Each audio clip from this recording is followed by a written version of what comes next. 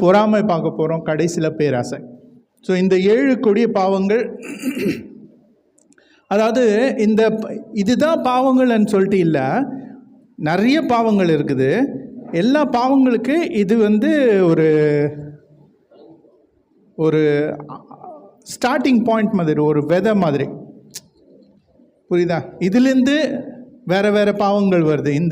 இந்த 7 பாவங்கள்லேருந்து வெவ்வேறு பாவங்கள் பெருகுது.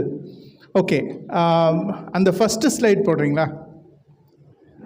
ஃபஸ்ட்டு ஸ்லைடில் நான் இதுக்கு முன்னாடி ஒரு ஸ்லைடு இருக்குது. இது பாருங்கள், பச்சை கலரில் இருக்குது.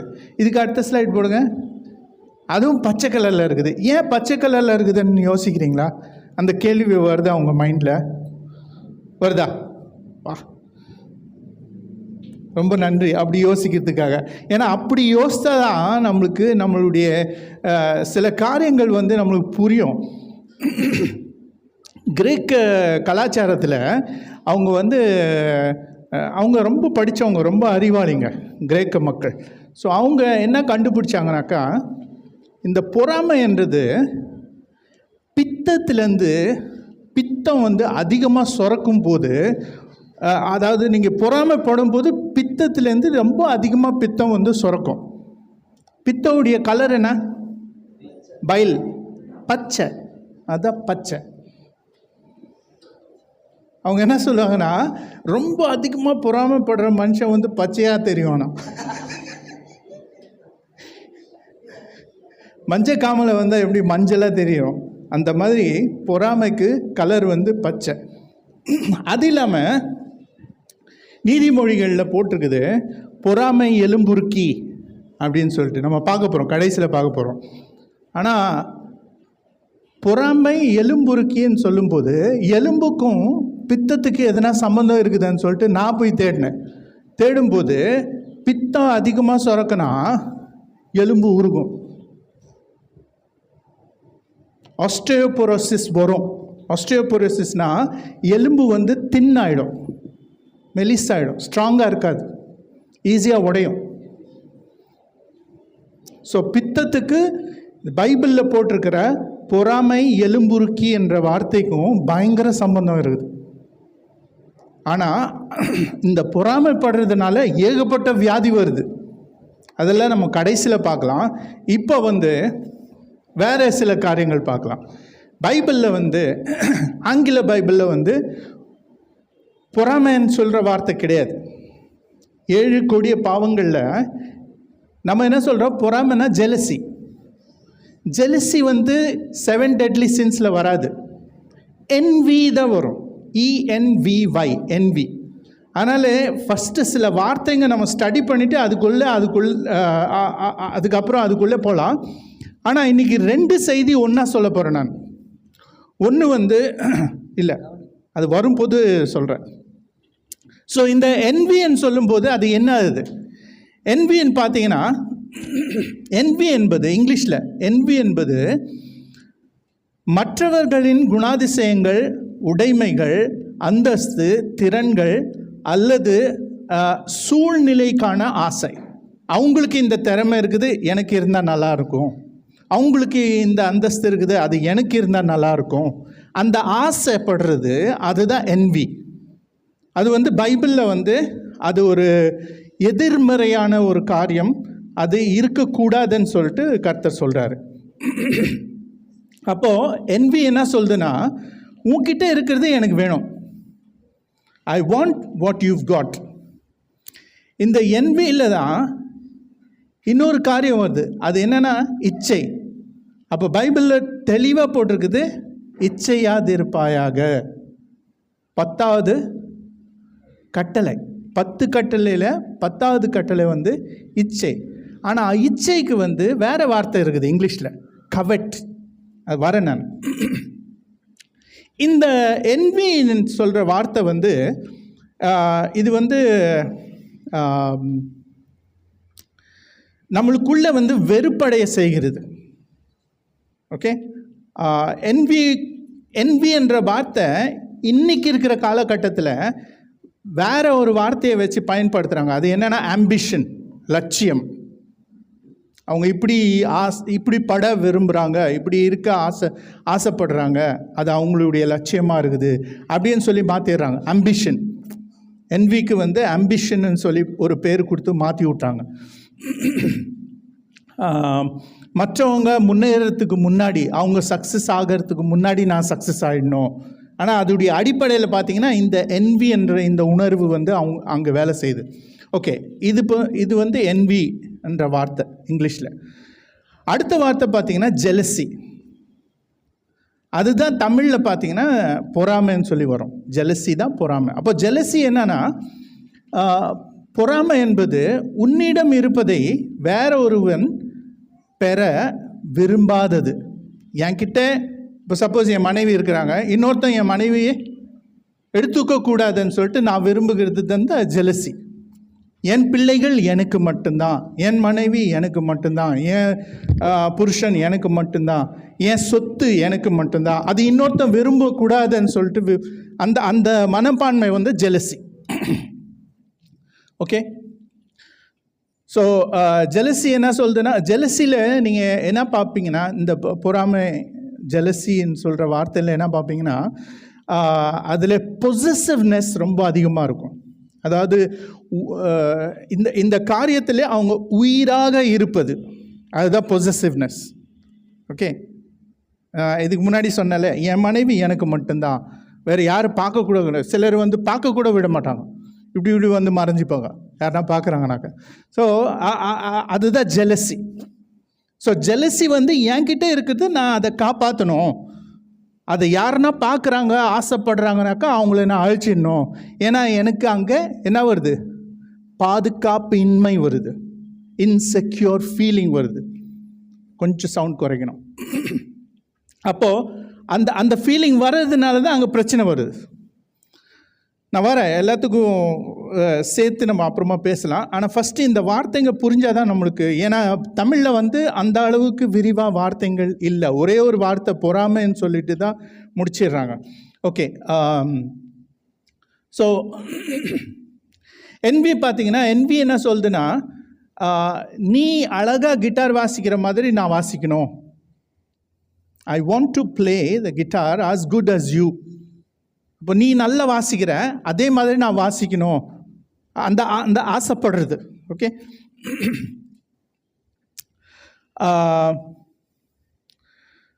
ஜெலசி என்ன சொல்லுதுன்னா, I don't want you to play the guitar as good as I do. நான் கிட்டார் நல்லா வாசிக்கிறேன்னா எந்த அளவுக்கு, என்னுடைய அளவுக்கு நீ வாசிக்க கூடாதுன்னு சொல்கிறது தான் ஜெலசி. ஸோ ஜெலசிக்கும் என்விக்கும் இதுதான் வித்தியாசம் வரும்.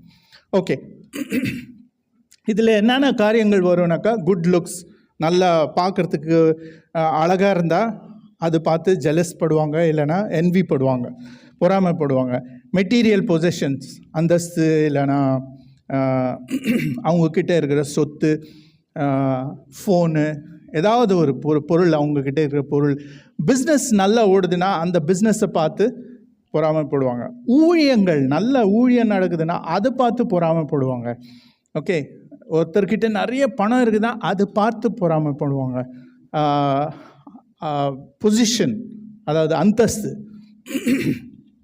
அதிகாரத்தில் இருக்கிறவங்கள பார்த்து, இல்லை அவங்களுக்கு நல்ல ஆவிக்குரிய கனிகள் நிறையா இருக்குதுனாக்கா அதை பார்த்து பொறாமைப்படுவாங்க. ஸோ இந்த மாதிரி நிறையா தாளந்துகள் பார்த்து பொறாமைப்படுவாங்க, ஸ்கில், திறன்கள், இதெல்லாம் பார்த்து பொறாமைப்படுவாங்க. ஓகே, இன்னும் ஒரு வார்த்தை இருக்குது, அது வந்து கவெட். நீங்கள் அப்படியே பொறுமையாக ஒன்றுனா போங்க, எனக்கு கவெட்னு வரும்போது ஒரு ஸ்லைடு இருக்குது. கவெட் நான் ஆல்ரெடி சொல்லிட்டேன் உங்களுக்கு. 10வது கட்டளையில் 10 கட்டளையில் 10வது கட்டளை வந்து இச்சையாதிருப்பாயாக. ஸோ எக்ஸோடஸ் 20:17, யாத்திராகமம் 20:17 வாசிச்சிங்கன்னா பரவாயில்ல. அங்கே வந்து ரொம்ப தெளிவாக இந்த கட்டளை கர்த்தர் நம்மளுக்கு கொடுக்குறாரு. இது என்ன, இந்த வார்த்தையுடைய அர்த்தம் என்னன்னு பார்த்தீங்கன்னா, எதையாவது சொந்தமாக அனுபவிக்க வேண்டும் என்று தீவிர ஆசை, குறிப்பாக வேற ஒருவருக்கு சொந்தமாக ஒன்றை, இன்னொருத்தருக்கு சொந்தமாக இருக்கிறது, நான் அதை அனுபவிக்கணும், என்கிட்ட அது இருக்கணும்னு சொல்லிட்டு ஆசைப்படுறது, ரொம்ப தீவிரமாக ஆசைப்படுறது தான் கவெட். அது வந்து தமிழில் என்ன வார்த்தை யூஸ் பண்ணுறாங்க? இச்சை. ஆனால் பொதுவாக இச்சைன்னு சொல்லும்போது அதுக்கு ஒரு செக்ஷுவல் கொனோட்டேஷன் இருக்கும். ஒரு ஆணு பெண்ணு அந்த மாதிரி இதில் தான் போகும். கணவன் மனைவி இருக்கிறாங்க, அதில் நடுவில் ஒரு ஆள் வரான். கணவன் மனைவி இருக்கிறாங்க, அதில் நடுவில் ஒரு பெண்ணு வருது. ஓகே, அந்த மாதிரி கான்டெக்ஸ்டில் தான் இச்சை என்ற வார்த்தை அதிகமாக நம்ம பயன்படுத்துகிறோம். ஓகே, இது ஏன் வருதுன்னு பார்த்தீங்கன்னா, ஏனென்றால் இந்த காரியங்கள், இந்த உணர்ச்சிகள் நம்மளுக்குள்ளே ஏன் வருதுன்னா, ஏனென்றால் மற்றவர்கள் உங்களை விட மிகவும் அதிர்ஷ்டசாலிகள், புத்திசாலிகள், கவர்ச்சிகரமானவர்கள் மற்றும் சிறந்தவர்கள்னு சொல்லி ஒரு நினைப்பு வரும்போது அவங்க மாதிரி இருக்கணும். அவங்கக்கிட்ட இருக்கிறது எனக்கு இருக்கணும், நானும் அவங்க போல் ஃபேமஸாக இருக்கணும், நானும் அவங்க போல் செய்யணும். அந்த மாதிரி ஒரு ஆசை நம்மளுக்குள்ளே வர்றதுனால இந்த திறன்கள் நம்மளை வந்து டிஸ்டர்ப் பண்ணுது. ஓகே, இங்கே டிஎல் மூடின்னு சொல்லி கேள்விப்பட்டுக்கிறீங்களா? டிஎல் மூடி ரொம்ப பெரிய ஒரு கர்த்தருடைய ஊழியக்காரர். அவர் நிறைய கதைகள் எழுதிக்கிறாரு. அதில் ஒரு கதை வந்து ஒரு கழுகு பற்றி சொல்கிறாரு. அந்த கழுகு என்ன பண்ணுதுன்னா, திடீர்னு ஒரு நாள் ஒரு கழுகு ஒரு விளையாட்டு வீரரை பார்க்குது. அந்த விளையாட்டு வீரர் என்ன பண்ணுறாருன்னா, அம்பு வச்சு குறி வச்சு ப்ராக்டிஸ் பண்ணுறாரு. அப்போ அந்த கழுகு வந்து அந்த விளையாட்டு வீரர்கிட்ட சொல்லிட்டு, மேலே பறக்குது பாருங்கள் அந்த கழுகு, அதை வந்து நீங்கள் எப்படியாச்சும் அடிக்கணும். ஏன்னா இந்த கழுகு வந்து அந்த கழுகை பார்த்து பொறாமைப்படுது. அப்போது இந்த விளையாட்டு வீரர் என்ன சொல்கிறாருன்னா, எனக்கு வந்து ரெக்கை வேணும். இறக்கா, இந்த ஃபெதர் அதை வச்சு தானே செய்வாங்க. இறக்கு வேணும்னு. ஓகே, ஏதோ ஒன்று உங்களுக்கு புரியுதில்ல, அந்த ஃபெதர் வச்சு அவங்க அந்த அம்பு இது பண்ணுவாங்க. ஸோ இந்த கழுகு என்ன பண்ணுது, ஒரு ஃபெதர் எடுத்து அவனுக்கு கொடுக்குது. அவன் எடுத்து அதை அடிக்கிறான், அது மிஸ் ஆகிடுது. அப்போது இந்த கழுகு பார்க்குது அது மிஸ் ஆயிடுச்சுன்னு சொல்லிட்டு இன்னொன்று எடுத்து கொடுக்குது. ஒன்றா கொடுத்து கடைசியில் அந்த கழுகு கிட்ட எந்த ஃபெதரும் கிடையாது. அப்போ அந்த குறி ப்ராக்டிஸ் பண்ணுற ஆள் என்ன பண்ணுறான், இதே சாகடிச்சிடுறான். இதனால பறக்க முடியல, ஃபெதர் இல்லாதனால. அப்போ என்ன ஆகுதுன்னா, அந்த பொறாமை வந்து இன்னொருத்தர் மேலே நம்ம அந்த மேலே பறக்கிற கழுகுக்கு தெரியாது அது மேலே பொறாமைப்பட்டு அதை சாகடிக்கணும்னு சொல்லிட்டு இன்னொரு கழுகு இங்கே முயற்சி பண்ணிகிட்டு இருக்குதுன்னு. அது ஜாலியாக அங்கே தான் பறந்துட்டுருக்குது. ஆனால் இந்த கழுகு என்ன ஆயிடுச்சு, அதோடைய பொறாமை அதை அழிச்சிடுச்சு. ஸோ பொறாமை எப்போவுமே அப்படி தான் பூமராங் அடிக்கும். பூமராங் பார்த்துக்கிறீங்களா? இந்த ஆப்பிரிக்கா நாட்டில் பார்த்திங்கன்னா அவங்க ஒரு ஆயுதம் வச்சுருப்பாங்க, பூமராங்கன்னு சொல்லிட்டு, மரத்தில் செஞ்சு இப்படி இருக்கும். அதோடைய நான் ஸ்லைட் போட்டிருக்கலாம். ஓகே, அது நீங்கள் அடிச்சிங்கனாக்கா அது நேராக நீங்கள் எது பார்த்து குறி வச்சு அடிக்கிறீங்களோ அங்கே போய் அடிச்சுட்டு திருப்பி உங்கள்கிட்ட வரணும். சப்போஸ் மிஸ் ஆயிடுச்சுன்னா அது வந்து உங்களே அடிச்சிடும். அதுதான் பூமராங்குடைய ஸ்பெஷாலிட்டி. ஓகே, ஸோ இந்த பொறாமை என்ற வார்த்தை அது அப்படி தான். மற்றவங்க மேலே பொறாமைப்பட்டு அவங்கள அழிக்கணும்னு பார்க்கும்போது அது நம்மளை அழிச்சிடும். ஆனால் இது சும்மா வார்த்தையால் சொன்னால் புரியாது. அதனால் சில காங்க்ரீட் எக்ஸாம்பிள்ஸ் வச்சு நம்ம பார்க்க போகிறோம் பைபிள்லேருந்து. அதுக்கு முன்னாடி நான் சொன்னேன்ல உங்களுக்கு 2 செய்தி ஒன்றா சொல்ல போகிறேன்னு சொல்லிட்டு. அதில் முதல் செய்தி என்னென்னா, நம்ம வழங்குகிற கர்த்தர் வந்து பொறாமை உள்ளவர். தெரியுமா உங்களுக்கு? பார்ப்போம், அது நல்லதா கெட்டதான்னு சொல்லிட்டு பார்ப்போம். 8-11 ஸ்லைடு. ஓகே, நீங்கள் டியூட்ரோனமி 4:24, அதாவது 11th ஸ்லைட் போடுங்க. யாராவது வாசிங்க சத்தமாக. அது என்ன சொல்லுதாங்க? உன் தேவனாகிய கர்த்தர் பட்சிக்கிற அக்னி, அவர் எரிச்சல் உள்ள தேவன். பொறாமை என்ற வார்த்தை அங்கே வரல, எரிச்சல் என்ற வார்த்தை அங்கே போட்டிருக்கிறாங்க. ஓகே, அதை விட்டுருங்க. இன்னொரு வசனம் பாருங்க. யாத்திராகமம் 34:14 அங்கே தான் இருக்குது. அந்த 8-11 இருக்குது அந்த ஸ்லைடு. யாத்திராகமம் 34:14 இருக்குதா? வாசிங்க. யெகோவாவுடைய நாமம் எரிச்சல் உள்ளவர் என்பது, அவர் எரிச்சல் உள்ள தேவன். ஆகையால் ஓகே, அந்நிய தேவனை நீ பணிந்து கொள்ள வேண்டாம். ஓகே, இங்கே என்ன வார்த்தை பயன்படுத்துகிறாங்கன்னா தமிழில் எரிச்சல் உள்ளவர் அப்படின்னு சொல்லி பயன்படுத்துகிறாங்க. ஆனால் ஆங்கிலத்தில் பார்த்தீங்கன்னா He is a jealous God, His name is jealousy ன்னு போட்டிருக்குது. கர்த்தர், அதாவது நம்ம இப்போ பேசுகிற மொழியில் நான் சொல்கிறேன், கர்த்தர் பொறாமை உள்ளவர், அவருடைய பேரு பொறாமைன்னு சொல்லி போட்டிருக்குது. ஆங்கிலத்தில் அப்படி தான் வருது. இங்கே வார்த்தையை மாற்றி போட்டிருக்கிறாங்க. பொறாமை, எரிச்சல் எனக்கு தெரியல அந்த, ஏன்னா எரிச்சல்னு சொல்லும்போது இரிட்டேட்டிங்ன்ற வார்த்தை வருது, மீனிங் வருது. இரிட்டேட்டிங்னா கர்த்தர் அப்படிப்பட்டவர் கிடையாது. அவர் இரிட்டேட் ஆகிற மாதிரி ஒரு நபர் கிடையாது கர்த்தர். அவர் பொறாமை உள்ளவர். ஏன் பொறாமை உள்ளவர் நீங்கள் கேட்டிங்கன்னா அது நியாயமான கேள்வி. அதை தான் நம்ம பார்க்க போகிறோம். அதுதான் முதல் செய்தி. அங்கே அதாவது கர்த்தர் இன்னொரு டிரான்ஸ்லேஷனில் பார்த்தேன், அது உங்கள்கிட்ட சொல்லணும் நான். அந்த எரிச்சல் உள்ள தேவன் வேற டிரான்ஸ்லேஷனில் வைராக்கியம் உள்ள தேவன் சொல்லி போட்டிருக்குது. வைராக்கியம் உள்ள தேவன், அதாவது ஜெலசிக்கு இன்னொரு வார்த்தை அங்கே வேற டிரான்ஸ்லேஷனில் முயற்சி பண்ணி போட்டிருக்கிறாங்க. ஸோ நான் எப்படி அதை சிம்பிளாக பார்க்குறேன்னாக்கா, கர்த்தர் பொறாமை கொண்டவர் அவர்.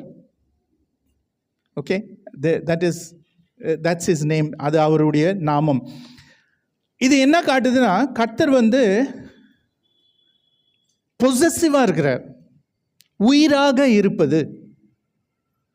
ஓகே, ஏன் அவர் அப்படி இருக்கிறாருன்னு சொல்லி கேட்டிங்கன்னா, இது ஒரு கெட்ட குணமாச்சே, இது பற்றி தானே நம்ம பேசுகிறோம், இது இன்னைக்கு இருக்கக்கூடாதுன்னு சொல்லிட்டு அங்கே தான் கொஞ்சம் கன்ஃபியூஷன் வருது. நம்ம ஜெலசி பற்றி பேசலை, நம்ம என்வி பற்றி பேசுகிறோம். என்வி தான் 7 பாவங்களில் ஒரு பாவம். ஆனால் அந்த என்வியும் ஜெலசியும் கவச்சியஸ்னஸ் 3 சேர்ந்து தமிழில் ஒரே வார்த்தை பொறாமை. அதனால்தான் அந்த வார்த்தை திரும்பி திரும்பி நம்ம முன்னாடி வருது. ஓகே, கர்த்தர் நம்ம எல்லாரும் உண்டாக்கி இருக்கிறார். நம்மளுடைய பின் வாழ்க்கையும் அவருக்கு தெரியும், எதிர்கால வாழ்க்கையும் அவருக்கு தெரியும். அப்போது அவர் நல்லவர். அதனால் அவர் எப்போவுமே நம்மளை வழி நடத்தும் போது நல்லதை தானே செய்வார், கெட்டது செய்ய மாட்டார். இல்லை, அவர் எது சொன்னாலும் அது நல்லதாக தானே இருக்கும். அது இல்லாமல் கர்த்தர் எல்லாம் அறிந்தவர். He is omniscient. ஆங்கிலத்தில் 3 வார்த்தைங்க இருக்குது. ஒம்னிஷியன்ட், ஒம்னிப்ரெசன்ட், ஒம்னிபொட்டென்ட். எல்லாம் வல்லவர், எல்லாம் அறிந்தவர், அப்புறம் எங்கும் நிறைந்தவர். எல்லா இடத்துல இருக்கிறார். நீங்கள் இன்றைக்கி இங்கே இருக்கிறீங்க, ஒரு 10 மணி நீங்கள் ஒரு 2 மணிக்கு நீங்கள் டெல்லி போகிறீங்க, அங்கேயும் அவர் இருப்பார். நீங்கள் அங்கே போகலன்னா கூட இப்போவும் அங்கே இருக்கிறார். இப்போ எங்கெங்கே ஜனங்கள் சேர்ந்து ஆராதனை பண்ணுறாங்க, நீங்கள் வேர்ல்டு மேப் எடுத்தீங்கன்னா அந்த எல்லா இடத்துல அவர் இருக்கிறார். அந்த ஆராதனையில் அவர் ஒருத்தராக இருக்கிறார் அங்கே. அப்போ தூங்குகிற நாடுகள் இருக்குதுல்ல, இப்போ நைட்டாக இருக்கிற நாடுகள், அங்கேயும் அவர் இருக்கிறார். அவர் இல்லாத இடமே இல்லை. அதனால தான் எங்கேயும் நிறைந்தவர். ஓகே, எல்லாம் அறிந்தவர். இதில் இஸ்லாமில் என்ன சொல்லுவாங்க, அவர் இருட்டில் ஒரு கருப்பான பாறாங்கல் மேலே ஒரு கருப்பு எறும்பு நடந்து போகும்போது அதோடைய காலு செவிடு கூட காலு என்ன ஃபுட் ஸ்டெப்ஸ் சுவடு கூட அவருக்கு தெரியும் அப்படின்னு சொல்லி இஸ்லாமில் சொல்லுவாங்க. ஸோ அந்த அளவுக்கு டீட்டெயில்டாக அவங்க அங்கே பேசுகிறாங்க. பட் நம்ம என்ன சொல்கிறோன்னா, ஹீ இஸ் ஆல் நோயிங், அவருக்கு எல்லாமே தெரியும். ஸோ அப்படிப்பட்ட ஒரு தேவனை நம்ம வணங்குகிறோம். இந்த பிரபஞ்சத்தில் கர்த்தர் மட்டும்தான் மிகவும் நன்மை செய்கிறவர். வேறு யாருமே அந்த அளவுக்கு நன்மை நம்ம வாழ்க்கையில் செய்ய முடியாது. ஸோ இந்த பிரபஞ்சத்தில் கர்த்தர் மட்டும்தான் மிகவும் நன்மை செய்கிறவர், மிகவும் மகிழ்ச்சி தருகிறவர். மகிழ்ச்சி அவர் மட்டும்தான் தர முடியும். நீங்கள் சினிமா பார்த்தா 3 மணி நேரம் தான் மகிழ்ச்சி, அதுக்கப்புறம் வந்தால் திருப்பி சோகம். ஓகே, ஆனால் கர்த்தர் மகிழ்ச்சி தரும்போது அது நிரந்தரமான மகிழ்ச்சி, நீடித்த மகிழ்ச்சி, மற்றும் அவரில் மட்டும் முழு திருப்திகரமான இன்பம் உண்டு. ஓகே, இங்கிலீஷில் சொன்னால் He knows what is best for us. God is the greatest good in the universe, and He is the greatest joy, and He is all satisfying pleasure. வேற இந்த உலகத்தில் வேற எதுவுமே நம்மளுக்கு அந்த அளவுக்கு சந்தோஷமும் தர முடியாது, பாதுகாப்பும் தர முடியாது, நன்மையும் செய்ய முடியாது, திருப்தியும் தர முடியாது. நீங்கள் நினைக்கலாம், இந்த பொருள் எனக்கு கிடைச்சிச்சுன்னா திருப்தி ஆகிடுவேன். இல்லை, அந்த பொருள் உங்ககிட்ட வந்துச்சுன்னா அடுத்த பொருளுக்கு நீங்கள் ஆசைப்படுவீங்க.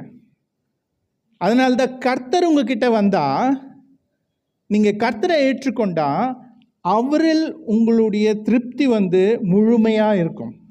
Okay, God is our greatest and most lasting happiness. நம்முடைய மிகப்பெரிய மற்றும் நீடித்த இல்லைனா நிரந்தர மகிழ்ச்சிக்காக நாம் கர்த்தரை முற்றிலும் சார்ந்து இருக்கிறோம். ஓகே, ஸோ இப்படிப்பட்ட ஒரு கர்த்தர் நமக்கு இருக்கும்போது இன்னொரு தேவன் இந்த உலகத்தில் கிடையாது. அது உறுதி தானே, கர்த்தர் மட்டும்தான் தேவன். ஆனால் சாத்தான் என்ன பண்ணுறான், அவன் வேற குட்டி குட்டி தேவனை உருவாக்கிட்டு இவங்க தான் கடவுள், இவங்களை வணங்குங்கன்னு சொல்லிட்டு பொய் சொல்லி நம்மளை ஏமாத்துறான். ஏன்னா அவனுடைய குணம் அப்படி தான். அவன் பொய்யின் பிதான்னு சொல்லி பைபிளில் போட்டிருக்குது.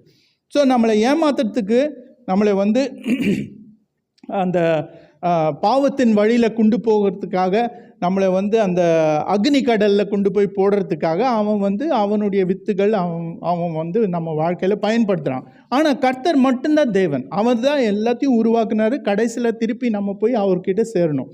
ஆனால் இயேசு கிறிஸ்து மூலமாக தான் போக முடியும். இயேசு கிறிஸ்துவை ஏற்றுக்கொள்ளலைன்னா அக்னி கடலுக்கு போகும். இதுதான் நம்ம பார்த்தோம் இவ்வளோ நாள். ஓகே, ஸோ அதனால் கர்த்தர் நம்மளை உருவாக்கி அவருடைய ஒரே பேரான குமாரனை நமக்காக கொடுத்து நம்மளை பாவத்திலேருந்து ரட்சித்து நம்மளை சுத்திகரித்து அவர்கிட்ட கொண்டு போகணும்னு சொல்லிட்டு அவர் முயற்சி பண்ணும்போது அவர் நம்மளை is trying to protect us. அவர் நம்மளை காப்பாற்ற முயற்சி பண்ணுறார். சாத்தானின் எல்லா வித்துகளிலிருந்து நம்மளை காப்பாற்ற முயற்சி பண்ணுறார். That is the possessiveness of God. அதுதான் கர்த்தருடைய பொசசிவ்னஸ். நம்மளை உயிராக, நம்ம மேலே உயிரை வச்சிருக்கிறார். அவர் உயிராக இருப்பது நான் சொன்ன முன்னாடி. ஸோ கர்த்தருடைய பொறாமை நேர்மையானது, எதிர்மறையானது கிடையாது. ஆனால் நிறைய பேருக்கு அவங்களுடைய சுயம் பெருசாக இருக்கிறதுனால அதை எப்படி அவர் அப்படி செய்வார், அதை எப்படி அவர் பொசசிவாக இருப்பார், அதை எப்படி அவர் வேறு தெய்வங்களுக்கு இடம் கொடுக்க மாட்டார், அதை எப்படி அவர் மட்டும்தான் சொல்ல முடியும் அப்படின்னு சொல்லி கர்த்தரை மறுதளித்து நிராகரிக்கிறான். ஏன்னா அவங்களுக்குள்ளே அந்த சுயம், அந்த அகம்பாவம் ரொம்ப பெருசாக இருக்குது. அவங்களுக்குள்ளே அந்த தாழ்மை இருக்காது. ஸோ அதனால் கர்த்தர் பொறாமை உள்ளவர்ன்னு சொல்லும்போது அது தவறு இல்லை, அது சரிதான். ஏன்னா அவர் மட்டும்தான் நம்மளுக்கு வாழ்க்கை கொடுக்க முடியும், சந்தோஷம் கொடுக்க முடியும், திருப்தி கொடுக்க முடியும். அவர் மட்டும்தான் இருக்கிறார். அதனால் அவர்கிட்ட போகும்போது தான் நம்மளுக்கு இது கிடைக்குதுன்னு சொல்லிட்டு அவருக்கு மட்டும்தான் தெரியும். அதுவும் அது நம்ம எப்போ ரியலைஸ் பண்ணுறோம், அவர்கிட்ட போயிட்டு சரண் அடைஞ்சிடும். ஓகே, ஸோ இதுதான் கர்த்தர் பொறாமை உள்ளவர்னு சொல்லும்போது இதுதான் அதோடைய அர்த்தம். இதில் நான் டவுட் இருக்குதா? ஓகே, அடுத்த செய்திக்கு போகலாம். மனுஷனுடைய பொறாமை. மனுஷனுடைய பொறாமைன்னு சொல்லும்போது நான் உங்கள் முன்னாடி நிறைய எக்ஸாம்பிள்ஸ் காட்ட போகிறேன். அது எல்லாமே பைபிள்லேருந்து தான் காட்ட போகிறேன். ஏன்னா இது எந்த அளவுக்கு எதிர்மறையான ஒரு உணர்ச்சி, எந்த அளவுக்கு கேடு செய்கிற ஒரு உணர்ச்சின்னு சொல்லிட்டு நீங்கள் பைபிள்லேருந்து உதாரணங்கள் பார்த்தீங்கன்னா நீங்கள் உஷாராகிடுவீங்க. அதுக்கப்புறம் இதுலேருந்து நம்ம எப்படி தப்பிக்க முடியும், இதனாலே நம்மளுக்கு என்னென்ன பிரச்சனை, அது சொல்லிட்டு முடிக்கலாம். ஓகே, ஃபஸ்ட்டு அந்த 12லேருந்து 26 வரைக்கும் ஸ்லைட்ஸ் இருக்குது. நீங்கள் ஒன்று ஒன்றா போங்க. ஃபஸ்ட்டு பார்த்தீங்கன்னா உலகத்தில் முதல் முறையாக ஒருத்தன் பொறாமைப்படுறான்னா அது லூசிஃபர். பரலோகத்தில் கர்த்தர் அவனை எல்லா தேவதூதர்களில் சிறந்த ஒரு தேவதூதனா உருவாக்கி அவனுக்கு நிறைய கிஃப்ட்டு, நிறைய தாளந்துகள், நிறைய திறமைகள் கொடுத்து வச்சிருந்தார். ஆனால் அவன் கர்த்தரை பார்த்து பொறாமைப்படுறான். ஒரு நாளுக்காக ஒரு முறையாச்சே கர்த்தருடைய சிங்காசனத்தில் போய் நான் உட்காரணும்னு சொல்லி விரும்பும் போது அவன் கதை காலி ஆயிடுது. அவனை கர்த்தர் வந்து கீழே அனுப்பிச்சிடுறார் பூமியில். அதுதான் அவனுடைய வீழ்ச்சி. ஓகே, அவன் விழுந்த பிறகு அவன் கூட நிறைய பேர் கொண்டு வந்து அவன் வந்து இன்னைக்கு வரைக்கும் போராடின்னுக்கிறான். ஆனால் அவனுடைய கடைசி இடம் எங்கே? அக்னி கடல். நம்ம ஆல்ரெடி பார்த்துட்டோம் அதை. ஸோ ஃபஸ்ட்டு ஒருத்தன் பொறாமைப்படுறான்னா அது லூசிஃபர். அடுத்தது பார்த்தீங்கன்னா பைபிளில் காயின் ஆபேல் 2 பேர் கொண்டு போய் அவங்களுடைய பலி செலுத்துகிறாங்க. ஆனால் கர்த்தர் வந்து ஆபேலுடைய பலியை ஏற்றுக்கொள்கிறாரு. இதை பார்த்து காயின் வந்து பொறாமைப்பட்டு ஆபேலை காலி பண்ணிடுறான், சாகடிச்சிடுறான். ஓகே, அடுத்தது பார்த்தீங்கன்னா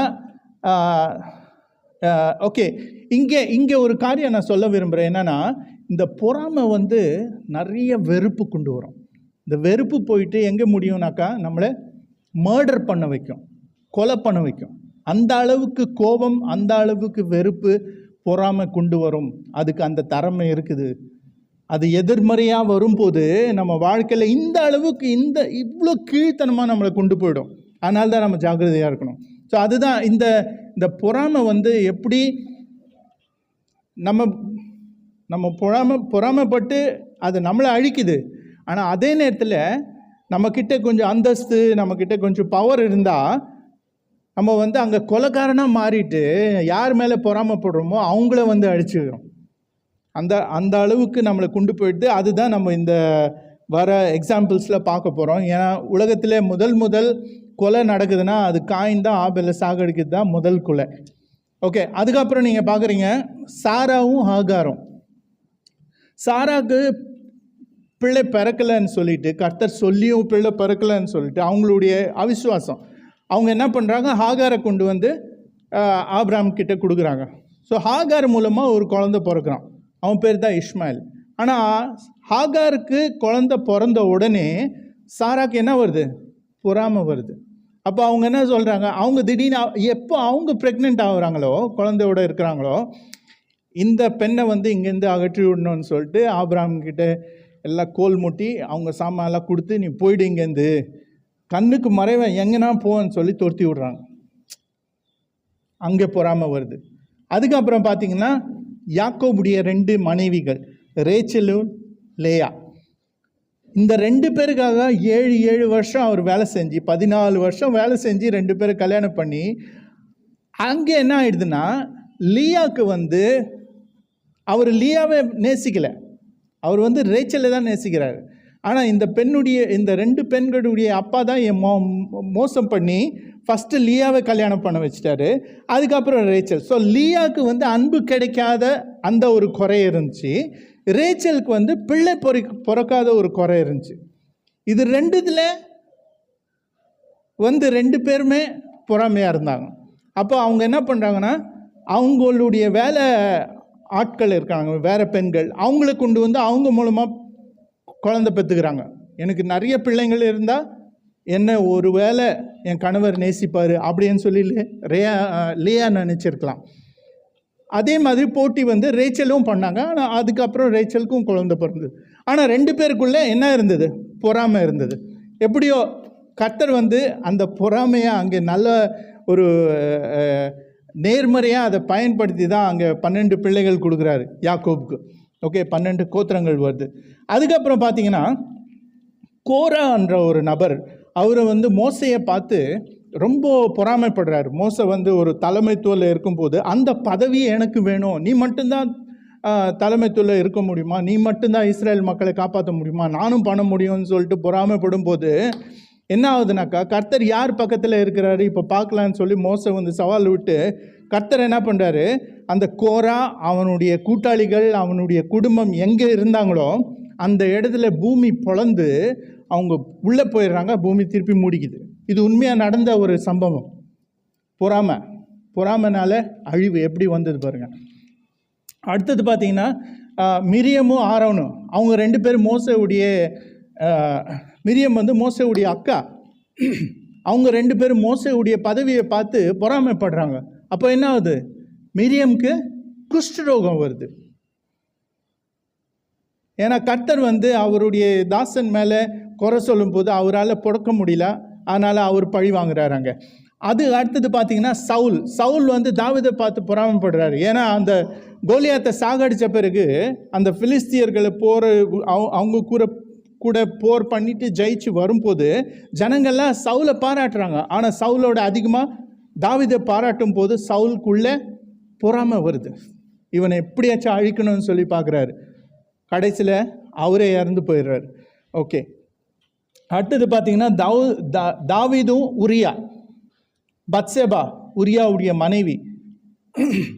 சவுல் வந்து தாவீதுக்கு வந்து நிறைய மனைவிகள் இருந்தாங்க. ஆனாலும் அவர் உரியாவுடைய மனைவியை பார்த்து பொறாமைப்படுறதுனால அவர் என்ன பண்ணுறாரு, உரியாவை கொலை பண்ணிடுறாரு. ஆனால் அதுக்குரிய தண்டனை கர்த்தர் அவருக்கு கொடுக்குறாரு. ஏன்னா பத்சேபா மூலமாக பிறந்த முதல் குழந்தை இறந்து போகுது. ஓகே, அடுத்தது பார்த்தீங்கன்னா ஆகாபு நாபோத்து. ஆகாபு வந்து இஸ்ரேலுக்கு ராஜாவாக இருக்கிறான், மொத்த நாடு அவன் கண்ட்ரோலில் இருக்குது. ஆனால் நாபோத் கிட்ட ஒரு சின்ன பசுமையான ஒரு சின்ன இடம் இருந்தது. அதை பார்த்து அவன் பொறாமைப்பட்டு நாபோத்தை சூழ்ச்சி பண்ணி சாகடிச்சிடறான், அவன் பொண்டாட்டி கூட சேர்ந்து. யார்? ஜெசபெல். பொறாமை பாருங்கள் எப்படி பண்ணுது. அதுக்கப்புறம் பார்த்தீங்கன்னா ஹாமான் மொர்தெக்காய். எஸ்தர் புஸ்தகத்தில் ஹாமான் என்ன பண்ணுறான், இந்த மொர்தெக்காய் வந்து எப்படியாச்சும் முடிக்கணும், இவனை சாவடிச்சிடணும்னு சொல்லிட்டு ஹாமான் வந்து ஒரு பெரிய ஒரு தூக்கு தயாரிக்கிறான், தூக்கு மேடையை தயாரிக்கிறான். ஆனால் கடைசியில் பார்த்தீங்கன்னா எஸ்தர் 7:10 என்ன போட்டுக்குதுன்னா, அப்படியே ஆமான் மொர்தெக்காய்க்கு ஆயத்தம் செய்த தூக்கு மரத்தில் ஆமானை தூக்கி போட்டார்கள்.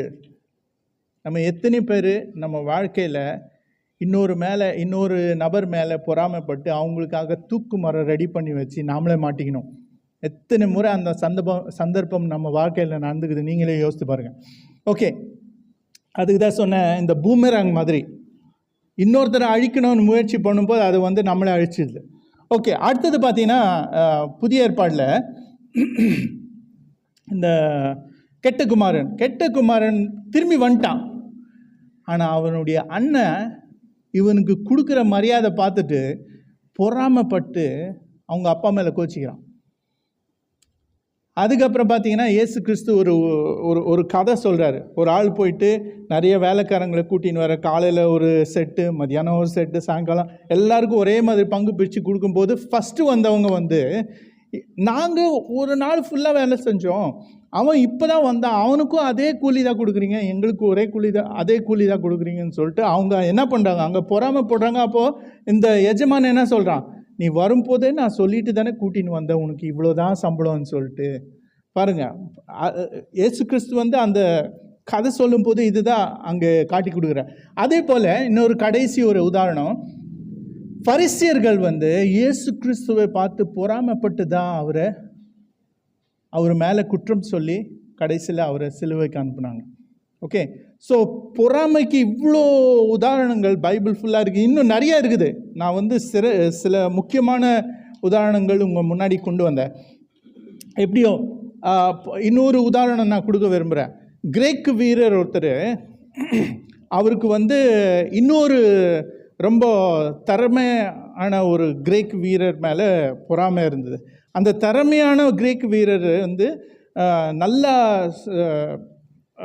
போட்டியில் கலந்து ஜெயிக்கிறதுனால அவருக்கு மரியாதை கொடுத்து ஒரு பெரிய சிலையை செஞ்சு அவங்க வச்சுருந்தாங்க அந்த ஊருக்காரங்க. அப்போது அவர் மேலே பொறாமைப்படுற இந்த மனிதன் என்ன பண்ணுவான், யார் இல்லாத நேரத்தில் அந்த பொறாமையில் வந்த வெறினால் அவன் அந்த சாட்டையால் வந்து அடிப்பான், அந்த சிலையை அடிப்பான், அதை வந்து ஆட்டுறதுக்கு முயற்சி பண்ணுவான்.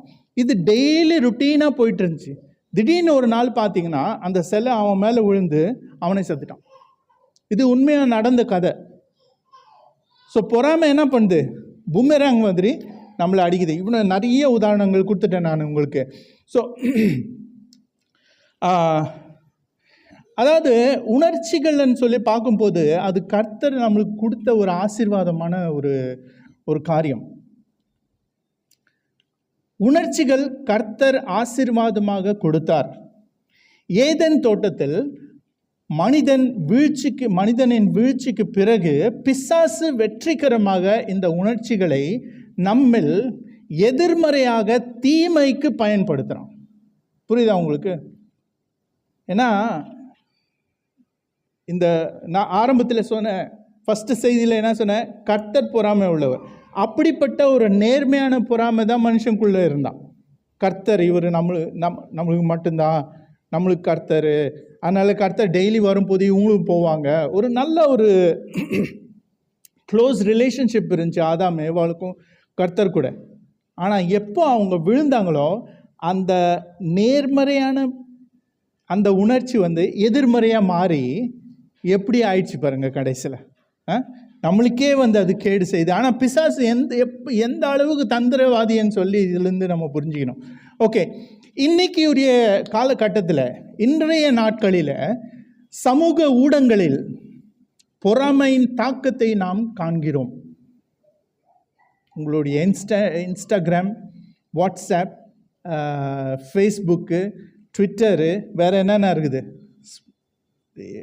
நீங்கள் யோசிக்கலாம். ஓகே, உலகம் தொடர்ந்து பொறாமையில் மூழ்கி உள்ளது. ஏன்னாக்கா நீங்கள் திடீர்னு காலையில் ஏஞ்ச உடனே என்ன பண்ணுறீங்க, நான் சொன்ன இந்த ஆப்ஸில் போய் பார்க்குறீங்க, உங்கள் ஃப்ரெண்ட்ஸை பார்க்குறீங்க, என்ன ஸ்டேட்டஸ் போட்டுக்கிறாங்க, என்ன ட்ரெஸ்ஸு போட்டுக்கிறாங்க. அவங்களும் பெருமையாக என்ன பண்ணுவாங்க, நான் இந்த ஹோட்டலில் போய் சாப்பிட்டேன், நான் இந்த ட்ரெஸ்ஸு புதுசாக வாங்கினேன், இந்த கம்மல் புதுசாக வாங்கினேன். அப்போ அவங்க அதை சொல்லி காட்டுறதுக்கு போட மாட்டாங்க, அவங்க ஜஸ்ட்டு போடுவாங்க. ஆனால் நம்மளுக்கு அவங்க மேலே பொறாமை இருக்கிறதுனால அதை என்ன ஆகுனாக்கா, நம்மளுக்குள்ள ஒரு எரிச்சல் கொண்டு வரும். அப்போ நம்ம அதை பெருசுப்படுத்தி பார்ப்போம். ஆக்சுவலி அது உள்ளே பார்த்தீங்கன்னா ஒரு காரியம் மறைஞ்சிருக்குது. என்னன்னா, ஒரு பாராட்டு மறைஞ்சிருக்குது. நீங்கள் யாரை மேலே பொறாமைப்படுறீங்களோ, யார் உங்களுக்கு அந்த விதத்திலே எதிரியாக இருக்கிறானோ, அவங்களுக்குள்ளே ஏதோ ஒன்று பார்த்துட்டு நீங்கள் அதை பாராட்டுறீங்க. ஓகே, ஒருவேளை அவங்களுடைய அழகு, அவங்களுடைய செயல், அவங்களுடைய பேச்சு,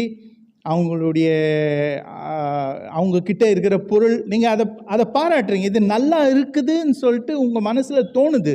அது அடங்கி இருக்குது, உள்ளே பதுங்கி இருக்குது.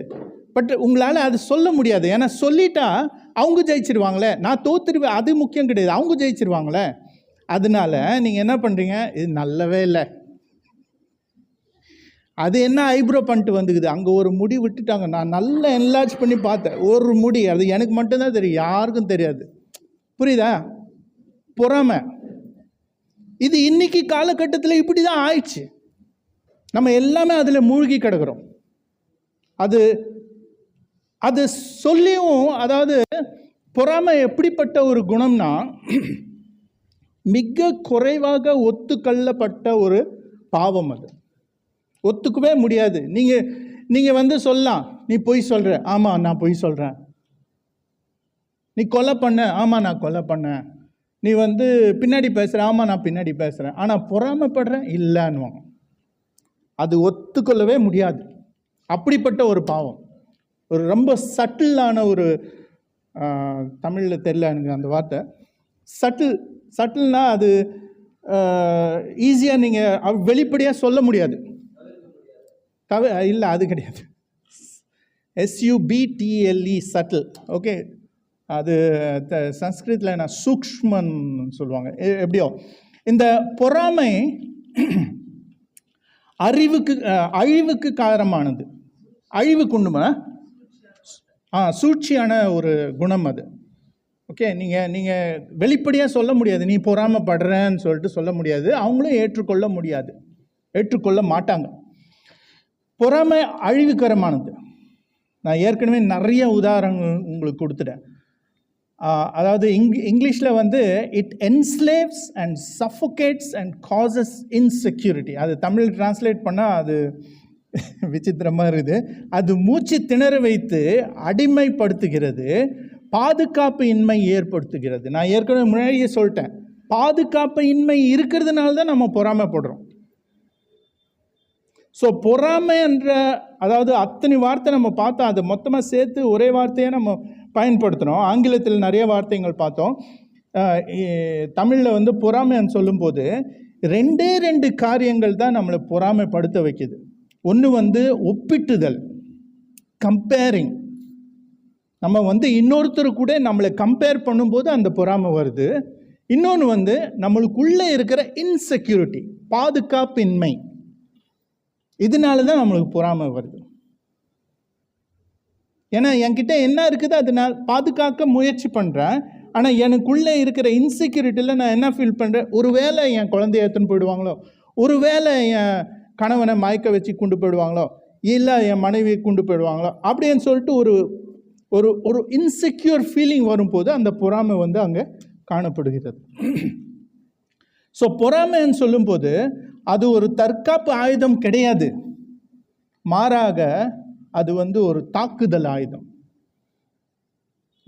இவ்வளோ உதாரணங்கள் கொடுத்தேன், அது எல்லாத்துல பொறாமை வந்து ஒரு தாக்குதலுக்குரிய ஆயுதம், தற்காப்பான ஆயுதம் கிடையாது. ஓகே ஓகே இந்த பொறாமை வந்து ஆல்ரெடி நான் சொல்லிட்டேன், அது உங்களுக்கு மிக குறைவாக ஒத்துக்கொள்ளப்பட்ட ஒரு பாவம். பொறாமை என்ன பண்ணுதுன்னா, ஆக்சுவலாக இப்போது ஜானை பார்த்து நான் பொறாமைப்படுறேன்னா, என்ன அவர் பார்க்கறதுக்கு அழகாக இருக்கிறாரு, வெள்ளையாக இருக்கிறாரு அப்படின்னு சொல்லி பார்த்து நான் பொறாமைப்படுறேன்னா, ஆக்சுவலாக என்னுடைய கோபம் வந்து அவர் மேலே கிடையாது. என் கோபம் வந்து அவர் மேலே இருக்குது. அடிப்படையில் என்னன்னா, கர்த்தர் வந்து என் கிட்டலேருந்து அதை ஒரு நிமிஷம் கொள்ளை அடுத்து விட்டதாக ஒரு உணர்வம். அவனுக்கு கர்த்தர் வெள்ளையா கொடுத்தாருன்னா என்ன கர்த்தர் கொடுத்துருக்கலாம்ல, அப்போ என்னை கொள்ளை அடிச்சுட்டு தான் அவர் கொடுத்தாரு அப்படின்னு சொல்லிட்டு ஒரு கோபம். புரியுதா உங்களுக்கு? அந்த கோபம் வந்து நான் கர்த்தர் மேலே காட்ட முடியாது, ஏன்னா அவரை பார்க்க முடியாது, ஏன்னா அவர்கிட்ட போயிட்டு நான் இந்த கம்ப்ளைண்ட்டும் சொல்ல முடியாது. அது சொன்னால் என்னுடைய குறைகள் வந்து முன்னாடி வந்துடும். எனக்கு நான் பொறாமைப்படுறேன்னு சொல்லிட்டு ஒத்துக்கிற மாதிரி ஆகிடும். அதனால அந்த அவர் மேலே இருக்கிற கோபத்தை என் கண்ணுக்கு தெரிகிற ஒருத்தன் மேலே நான் போடுறேன். புரியுதா? ரொம்ப நாள் இதை ஸ்டடி பண்ணிட்டு தான் அவங்க முன்னாடி வரேன். நான் சும்மா வரல, நிறைய கேட்டுட்டு, நிறைய வாசிச்சுட்டு, நிறைய யோசிச்சுட்டு அதுக்கப்புறம் தான் அவங்க முன்னாடி வரேன். ஸோ நான் ஒருத்த மேலே பொறாமைப்படுறேன்னா அதுக்கு காரணம் வந்து கர்த்தர் அந்த ஒரு காரியம் வந்து என் கிட்டேருந்து கொள்ளையடிச்சிட்டாரு. God has robbed me of it. அதனால கர்த்தர் மேலே இருக்கிற கோபத்தை நான் வந்து அந்த மனிதன் மேலே காட்டுறேன். எந்த அளவு காட்டுறேன்னா அந்த மனிதனை அழிக்கணும்னு சொல்லிட்டு பார்ப்பேன். அந்த உதாரணங்கள் எல்லாம் அப்படி தான் இருக்கும். கொஞ்சம் ஆழமாக, கொஞ்சம் அதுக்கு கீழே இருக்கிற லேயர்ஸ் எல்லாம் போய் பார்த்தீங்கன்னா இதுதான் வெளியப்படும். ஸோ இதில் என்ன ஆகுதுன்னா, மெயினாக என்ன ஆகுதுன்னா, கர்த்தர் நம்மளை என்னென்ன ஆசீர்வாதங்கள் கொடுத்துருக்கிறாரோ அது எல்லாமே மறந்துடுறோம். ஸோ நம்மளுக்குள்ள அந்த கண்டென்ட்மெண்ட், திருப்தி என்ற வார்த்தை இல்லை. கர்த்தர் எனக்கு எவ்வளோ கொடுத்தாலும் நான் திருப்தியாக இல்லை. இன்னொன்று வந்து, சப்போஸ் நான் சொல்கிறேன் உங்களுக்கு, ஈலான் மஸ்க்கு வந்து அமெரிக்காவில் இருக்கிறாரு, நான் பார்த்துட்டு வந்தேன், அவர் வந்து ரொம்ப பணக்காரு. போன ஒரு மாதத்தில் ஒவ்வொரு நாள் யாரெல்லாம் ட்ரம்ப்பை வந்து சப்போர்ட் பண்ணுறாங்களோ அவங்களுக்கு 10 லட்சம் ரூபாய் செக்காக கொடுத்தாரு. ஒருத்தருக்கு ஒரு நாளைக்கு ஒரு செக்கு 10 லட்சம் ட்ரம்ப்புக்கு சப்போர்ட் பண்ண ஒரு மாதம் ஃபுல்லாக கொடுத்தாரு அப்படின்னு சொல்லிட்டு உங்கள் முன்னாடி சொல்லும்போது உங்களுக்கு ட்ரம்ப் மேலே பொறாமை வருமா? வராது. ஏன்னாக்கா நீங்கள் ட்ரம்ப்பை நேரில் பார்க்கல. அப்போ பிரச்சனை எங்க? கண்கள். பார்த்தாதான் பொறாமை வரும், பார்க்கலன்னா வராது. கேள்விப்பட்டால் கூட வராது. பார்க்கணும், கண்ணு பார்க்கணும்.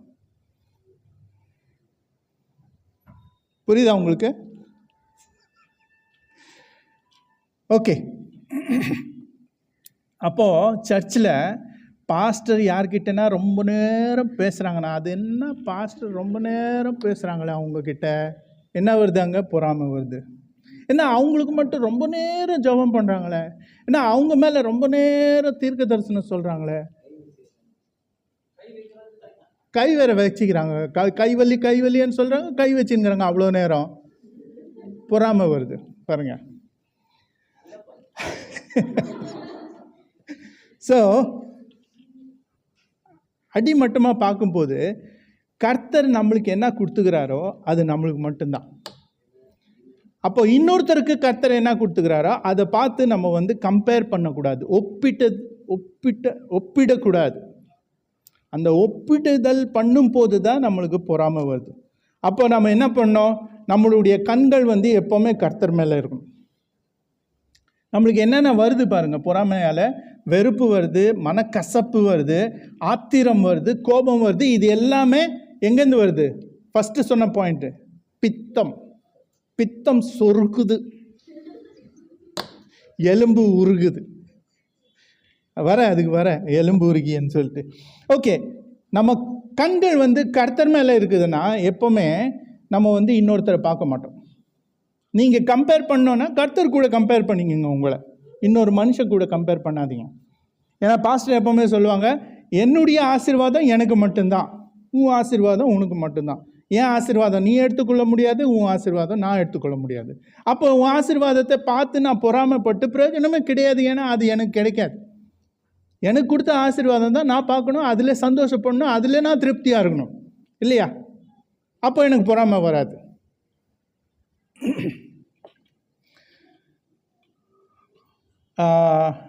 இதுக்கு ஒரு எக்ஸசைஸ் நான் சொல்கிறேன், நீங்கள் வீட்டுக்கு போய் முயற்சி பண்ணி பாருங்கள்.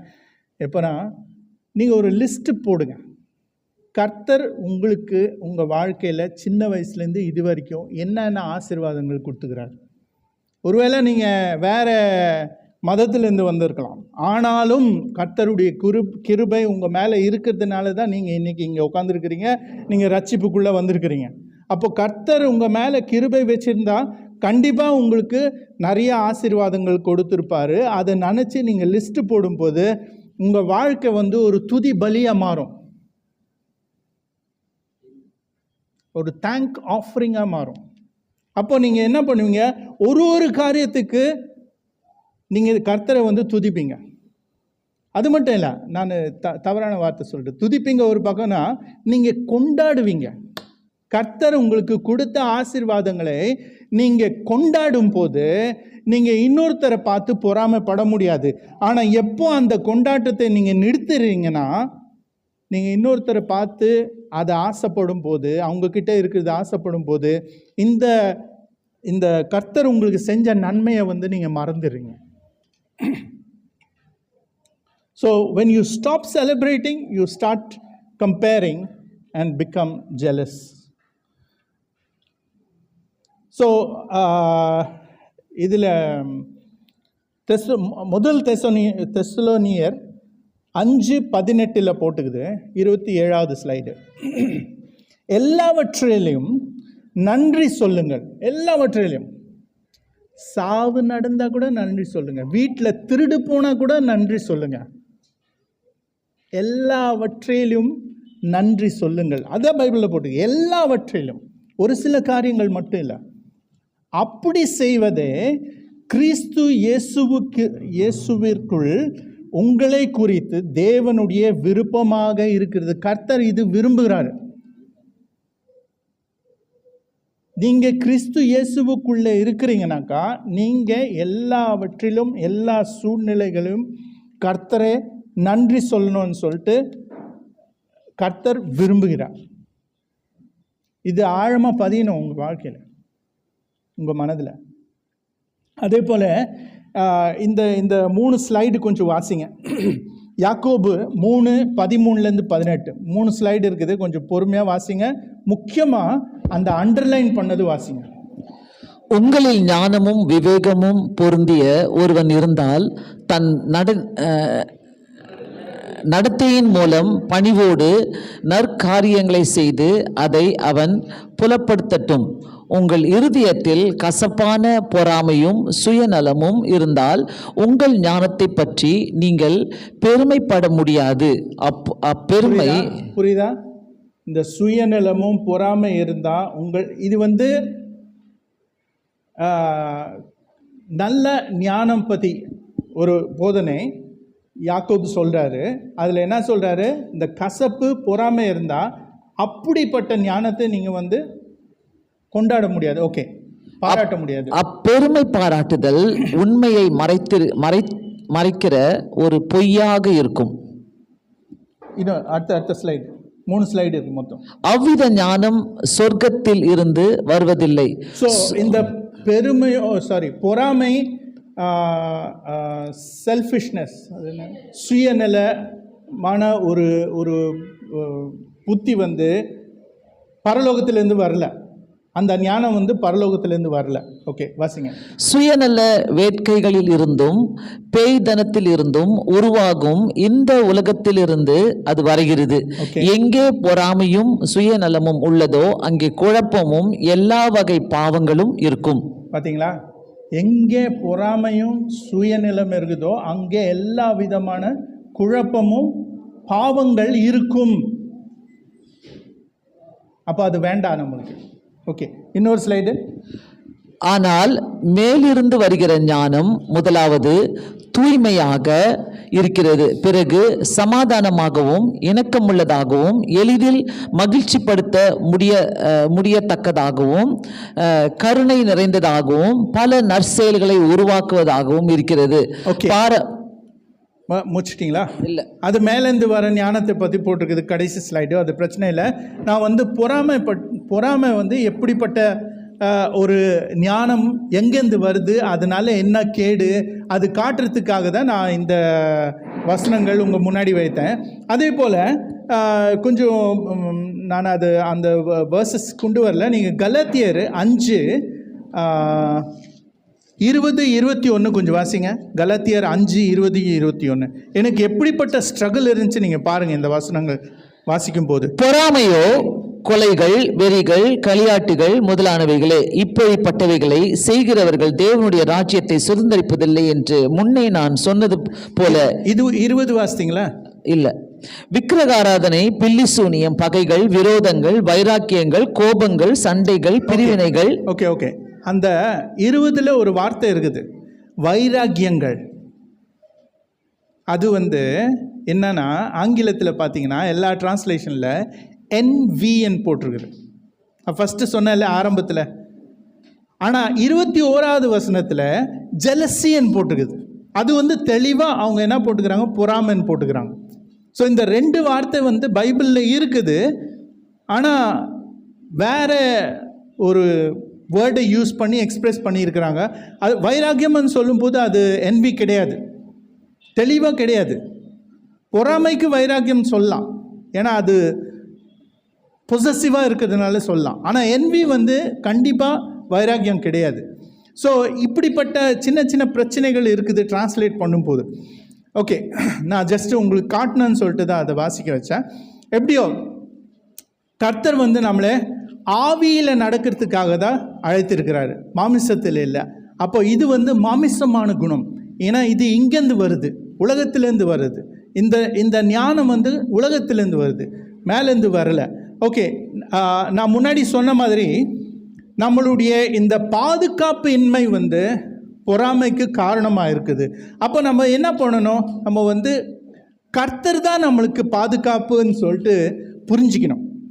ஓகே, நம்மளுடைய அஸ்திபாரமே கர்த்தருக்குள்ளே இருக்கணும். நம்முடைய பாதுகாப்பின் வேர்கள், அஸ்திபாரம் கர்த்தரிடம் இருக்க வேண்டும். பாதுகாப்பின்மை பொறாமைக்கு முக்கிய காரணமாக இருக்குது, நான் முன்னாடி சொன்னது போல். ஓகே, இன்னொன்று பார்த்தீங்கன்னா, learn to accept and be content.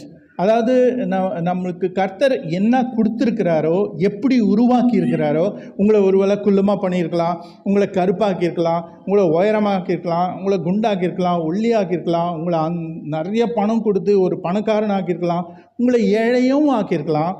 எப்படி கொடுத்தாலும் அந்த உங்களுக்கு கொடுத்ததே நீங்கள் ஏற்றுக்கொள்ளணும், அதிலே நீங்கள் திருப்தியாக இருக்கணும். You should be content. அப்போ நீங்கள் பொறாமைப்பட மாட்டீங்க. அப்போ நீங்கள் இன்னொருத்தரை பார்த்து கம்பேர் பண்ண மாட்டீங்க. ஏன்னாக்கா 31வது ஸ்லைட் போடுங்க. அந்த நபர் பார்க்குறீங்கல்ல, பார்க்குறீங்களா? இவ்வளோதான் அவருக்கு, அவ்வளோதான். கை இல்லை, கால் இல்லை. ஆனால் உலகம் ஃபுல்லாக போயிட்டு கர்த்தருடைய வார்த்தை பகிர்ந்து கொள்கிறார். அவர் செய்கிற சில காரியங்கள் நீங்களும் நானும் செய்ய முடியாது. அப்படி என்ன அவர் பண்ணுறாருன்னா, சர்ஃபிங் போர்டில் போகிறாரு. சர்ஃபிங் போர்ட்னா ஒரு பலகை இருக்கும், அதை எடுத்துக்கின்னு கடலில் போகிறது. அவர் போகிறாரு, கை இல்லை, கால் இல்லை. அவருடைய பாதுகாப்பு யாருக்குள்ளே இருக்குது? கர்த்தருக்குள்ளே இருக்குது. எவ்வளோ பிள்ளைங்க பாருங்கள், அழகழகாக பிள்ளைங்க வச்சு. இவர் ஒருத்தர் மட்டும் இல்லை, இந்த மாதிரி நிறைய பேர் இருக்கிறாங்க. அவங்க எல்லாம் திறமைசாலிகள். இன்னொருத்தருக்கு கை கால் கிடையாது, ஆனால் ரெஸ்லிங் பண்ணுறாரு. உலகத்தில் இன்னொருத்தருக்கு உலகத்தில் கையிலே நடந்து போகிற ஒரு ரெக்கார்டு உருவாக்கி இருக்கிறார். இன்னொரு பெண்ணு, அவங்க பியூட்டிஷியன், ஆனால் கை கால் கிடையாது. இன்னொரு பெண்ணு, அவங்க பிஸ்னஸ் உமன், கை கால் கிடையாது. அவங்க யோசிக்கலாமே, நம்மளெல்லாம் பார்த்துட்டு இவங்களுக்கு கை கால் இருக்குது, கர்த்தர் என்னை லூட் அடிச்சிட்டாரு, என்கிட்டலேருந்து எனக்கு கொடுக்க வேண்டியது கொடுக்காம அவங்களுக்கு கொடுத்துட்டாரு, அப்போ கோச்சிக்கின்னு அவங்க வாழ்க்கை முடிஞ்சிட்ருக்கோம். ஆனால் அப்படி பண்ணல, அவங்க சாதிக்கிறாங்க, வாழ்கிறாங்க. அப்போ உங்களுக்கு கொடுத்தது உங்களுக்கு தான். அதை பாராட்டுங்க, அதை பாருங்க. ஃபஸ்ட்டு நீங்கள் அதை பார்க்கணும். உங்களுக்கு கர்த்தர் என்னென்ன கொடுத்துக்கிறாரு பாருங்கள். எனக்கு ஒவ்வொரு வருஷம் பிறந்த நாள் வரும்போது நான் அதுதான் பண்ணுவேன். சின்ன வயசுலேருந்து இது வரைக்கும் கர்த்தர் என்னென்ன கொடுத்துருக்கிறாரு எல்லாத்தையும் லிஸ்ட்டு போட்டு நான் நன்றி சொல்லுவேன் அவருக்கு. ஸோ அந்த நன்றி சொல்ல சொல்ல சொல்ல சொல்ல நீங்கள் உங்களுக்கு கொடுத்ததே நீங்கள் பாராட்டுவீங்க. இன்னொருத்தரை பார்த்து ஒப்பிட்டு நீங்கள் பொறாமைப்பட மாட்டீங்க. ஏன்னாக்கா இந்த பொறாமை என்ன பண்ணுதுன்னா, நம்மளை தனிமையாக்குது. நான் முதல்ல சொல்லிட்டேன், தனிமையாக்குனால சாத்தான் பயங்கரமாக வேலை செய்வான். இந்த தனிமைத்துவம் நம்மளுக்குள்ளே ஒரு ஆன்மீக தொற்று நோய் கொண்டு வருது. ஸ்பிரிச்சுவல் லெப்ரசி, குஷ்டரோகம் மாதிரி. நம்ம யார்கிட்ட பொறாமை வந்துருச்சுன்னா நீங்கள் யார்கிட்ட பேசவும் மாட்டீங்க, நீங்கள் அப்படியே தனியாகிடுவீங்க, கோச்சிப்பீங்க. தேவையில்லை, அது அந்த ஐசோலேஷன் நம்மளுக்கு தேவையில்லை. ஸோ 32வது ஸ்லைடு, நீதிமொழிகள் 14:30 என்ன போட்டுருது? ஆமாம், சொன்னல, பொறாமையை எலும்புருக்கி. அதுக்கப்புறம் இன்னொரு டிரான்ஸ்லேஷனில் எப்படி போட்டுக்குதுன்னா, மனதில் சமாதானமுள்ள ஒருவன் உடலிலும் ஆரோக்கியமாக இருப்பான், ஆனால் பொறாமையோ நோய்களுக்கு காரணமாகிறது. அங்கே என்ன சொல்லிட்டான்? எலும்புருக்கி. ஸ்டார்டிங்கில் என்ன சொன்னேன்? பித்தம் சுரக்கும். பித்தம் உங்கள் எலும்பை வீக் ஆக்கிடும், பலவீனமாக்கிடும். இப்போ இதனால என்ன பிரச்சனை வருது? ஆக்சுவலி இந்த வார்த்தை எதுக்காக போட்டிருக்குதுன்னா, இந்த கெடுதி, இந்த தீங்கு உங்கள் கண்களுக்கு தெரியாது. கண்களுக்கு வெறும் பொறாமை உருவாக்குற ஒரு சிச்சுவேஷன், ஒரு சூழ்நிலை தான் உங்களுக்கு தரும், அவ்வளோதான். நீங்கள் பார்த்து பொறாமைப்படுவீங்க. பொறாமை உள்ளே வந்துருச்சுன்னா உள்ளுக்குள்ளேருந்து உங்களை அழிக்க ஆரம்பிச்சிடும். அது எலும்பே உருகிடுச்சுன்னா அதுக்கப்புறம் நீங்கள் எப்படி நிற்பீங்க? என் உடம்புல எலும்பு இருக்கிறதுனால தான் நான் நிற்கிறேன். எலும்பெல்லாம் எடுத்துட்டா அப்படியே கோணி பை மாதிரி கீழே போயிடுவேன். கோணியை எப்படி பிடிச்சி இப்படி விட்டிங்கன்னா எப்படி மொத்தமாக கீழே போகுது, அப்படிதான் போயிடுவேன். அது ஜஸ்ட் ஒரு எக்ஸ்ட்ரீம் எக்ஸாம்பிள் சொல்கிறேன். பட் நான் என்ன சொல்ல வரேனாக்கா, இது உங்களை மன ரீதியாக உடல் ரீதியாக கெடுக்குது. அப்போ இது வேணுமா? இதனால என்னென்ன பாதிப்பு வருது பாருங்களேன். நான் ரிசர்ச் பண்ணிட்டு தான் வந்துக்கிறேன் உங்ககிட்ட. நீங்களே போய் கூகுளில் போயிட்டு என்வினால என்ன பிரச்சனை வருது, ஜெலசினால என்ன வியாதிகள் வருதுன்னு சொல்லிட்டு நீங்கள் ரிசர்ச் பண்ணி பாருங்கள். நான் மொத்தமாக சேர்த்து ஒன்றா போட்டேன். வயிறு ப்ராப்ளம் வரும். எடுத்தோன்னு சொல்கிறேன், வயிறு பிரச்சனை, ஸ்டமக் ப்ராப்ளம்ஸ். உங்களுக்கு செரிமானம் ஆகாது, செரிமான பிரச்சனைகள் வரும். குமட்டலுடன் செரிமானம், நாசியாவோட டைஜஸ்டிவ் இஷ்யூஸ். ஏற்கனவே உங்களுக்கு செரிமான பிரச்சனை இருக்குதுன்னா அது இன்னும் மோசமாகிடும். லூஸ் மோஷன் நிற்கவே நிற்காது. அப்புறம் என்ன ஒரு சந்தோஷம். ஓகே, வயிற்று புண்ணு, அல்சர் வரும், தலைவலி வரும், விதவிதமான தலைவலி வரும். அதில் மைக்ரைன் வரும், ஒட்ட தலைவலி. அப்புறம் க்ரானிக் பெயின், நாள்பட்ட வலி, நீண்ட நாள் அந்த வலி போகவே போகாது. Chest pain, high blood pressure, ரத்த அழுத்தம், பால்பிட்டேஷன், அது என்ன, படப்படப்பு, பொறாமை நாள் வருது பாருங்கள் இதெல்லாம். அப்புறம் வெயிட் கெயின் இல்லைன்னா வெயிட் லாஸ், நீங்கள் எடை அதிகமாகிடும் இல்லைன்னா எடை குறைஞ்சிடும். இன்சோமேனியா, தூக்கமின்மை, தூக்கமே வராது. தூக்கம் வராமல் இருக்கிற நிறைய பிரச்சனைகள் அது கூட சேர்ந்து வரும். ஓகே, உங்களுடைய பசி ஒரு மோசமான பசி இன்மையாயிடும். நீங்கள் சாப்பிடவே மாட்டீங்க, கோச்சிக்கிறீங்கள, எனக்கு அது கிடைச்சாதான் நான் சாப்பிடுவேன்னு சொல்லிட்டு உட்காந்துக்கிறேன், அது வரவே வராது. அப்போ எப்படி சாப்பிடுவீங்க? அது மட்டும் இல்லை, நான் சொல்கிறது உள்ளுக்குள்ளே இன்டர்னலாக உங்களுக்கு பசியின்மை இருக்கும். ரேப்பிட் ப்ரீதிங், நீங்கள் மூச்சு வாங்கும், ஹார்ட் ரேட் இன்க்ரீஸ் ஆகும், அதிகரித்த இதய துடிப்பு, அப்புறம் லைட் ஹெடட்னஸ், உங்களுக்கு மயக்கம் வரும், ஃபெட்டிக், சோர்வு வரும். இன்னும் முடிக்கல லிஸ்ட்டு, இருங்க, இது சொல்லிட்டு முடிக்கிறேன். மன அழுத்தம் வரும், கோபம் வரும், இதய நோய் வரும், பலவீனமான நோய் எதிர்ப்பு சக்தி, இம்யூனிட்டியே இருக்காது. இம்யூனிட்டி இல்லைன்னா பல வியாதிகள் உள்ள பூந்துக்கும். ஓகே, சில புற்றுநோய்களுக்கு ஆபத்து. எது? பொறாமையினால் புற்றுநோயும் வரும். ஓகே, அடுத்தது மனசோர்வு மற்றும் தாழ்வு மனப்பான்மை, அதாவது depression and feelings of inferiority complex. அது என்ன பண்ணுன்னா சுய தீங்கு மற்றும் தற்கொலைக்கான அதிக ஆபத்து. இந்த மனசோர்வு வந்தாலே, இந்த தாழ்வு மனப்பான்மை வந்தாலே சுய தீங்கு, செல்ஃப் ஹர்ட், இல்லைன்னா சூசைட், தற்கொலை. இது கடைசியாக எக்ஸ்ட்ரீமாக போகும்போது அங்கே தான் போய் முடியும். ஓகே, வேறு என்ன வரும்? அன்ஹெல்தி கோப்பிங் மெக்கானிசம், அது என்ன தமிழில் எனக்கு போட தெரியல. பட் சுய கவனிப்பு குறைஞ்சிடும். சரியாக ட்ரெஸ் போட மாட்டாங்க, சரியாக தலை வார மாட்டாங்க, குளிக்க மாட்டாங்க, ஃப்ரெஷ்ஷாகவே இருக்கவே மாட்டாங்க, சிரிக்கவே மாட்டாங்க, அவங்க வாழ்க்கையே ஃபுல்லாகவே மாறிடுது. ஓகே, சுய கவனிப்பு குறைஞ்சிடும். அப்புறம் எதிர்மறையான சுய பேச்சுகள், அதாவது எப்போவுமே நெகட்டிவ் டாக். நீங்கள் எது சொன்னாலும் அவங்கள நேர்மையாக அதை எடுத்துக்க மாட்டாங்க. நேர்மறையாக எடுத்துக்காமல் அவங்க அதை எதிர்மறையாக, நீங்கள் எது சொன்னாலும் நெகட்டிவாக யோசிப்பாங்க. நீங்கள் அந்த மாதிரி ஆட்கள்கிட்ட பேசவே முடியாது. ஸோ இப்படிப்பட்ட நெகட்டிவ் எஃபெக்ட்ஸ் இருக்குது. இது இல்லாமல் இன்னும் இருக்குது. அது என்னென்னா, இன்னொருத்தரை அவங்க முன்னாடி நீங்கள் பாராட்டிங்கன்னா நீங்கள் காலி. மற்றவர்களின் பாராட்டை வருத்தத்தோடு பார்ப்பது. அடுத்தது போலியான பாராட்டுகளை வழங்குவது. ஏன்னா அவங்களால ரியலாக பாராட்ட முடியாது, அவங்க பொறாமையில் எரியறதுனால போலியான பாராட்டத்தை கொடுப்பாங்க. அப்புறம் யார் மேலே பொறாமையாக இருக்கிறாங்களோ அவங்க பேர் கெட்டு போனோன்னு சொல்லிட்டு வதந்திகளை பரப்புவாங்க. ஓகே, நான் இதுக்கு ஆளாக இருக்கிறேன். அப்புறம் இன்னொன்று என்ன பண்ணுவாங்கன்னா, அவர்கள் பொறாமைப்படும் நபருடன் நக்கல் எடுக்க அல்லது போட்டியிட முயற்சி பண்ணுவாங்க. நான் சொன்னேன்ல, உள்ளுக்குள்ளே ஒரு பாராட்டுதல் இருக்குது. இவர் நல்லா பாடுறாரு, அதனால் ஒரு பாராட்டுதல் இருக்குது. ஆனால் அதை காட்ட மாட்டாங்க.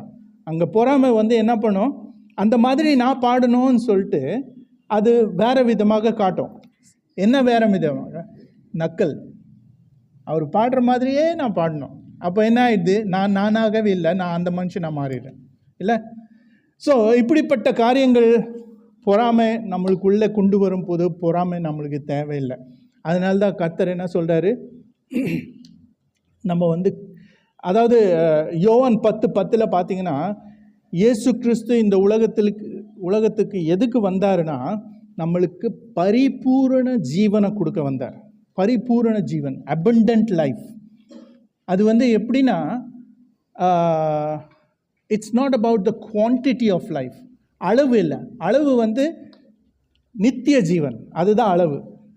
ஓகே, ஆனால் குவாலிட்டி ஆஃப் லைஃப் கொடுக்க வந்தார். குவாலிட்டி ஆஃப் லைஃப்னா தரமான ஒரு வாழ்க்கை. ஸோ தரமான ஒரு வாழ்க்கை நீங்கள் இந்த உலகத்தில் வாழணுன்னாக்கா உங்களுடைய கண்கள் அவர் மேலே இருக்கணும், மனுஷர்கள் மேலே இல்லை. அப்போ தான் நீங்கள் பொறாமையை விட்டு சுதந்திரமாக உங்களுடைய உலகத்தில் கர்த்தர் உங்களுக்கு என்ன ஆசீர்வதிக்கிறாரு அதை கொண்டாடி கர்த்தருக்கு நன்றி சொல்லி வெற்றிகரமாக ஒரு வாழ்க்கை நீங்கள் வாழ முடியும். இந்த பரிபூர்ண ஜீவனை நீங்கள் இந்த உலகத்தில் இந்த வாழ்க்கையில் அனுபவிக்க முடியும். கர்த்தர் உங்களை ஆசீர்வதிக்கிறோம். தேங்க்யூ.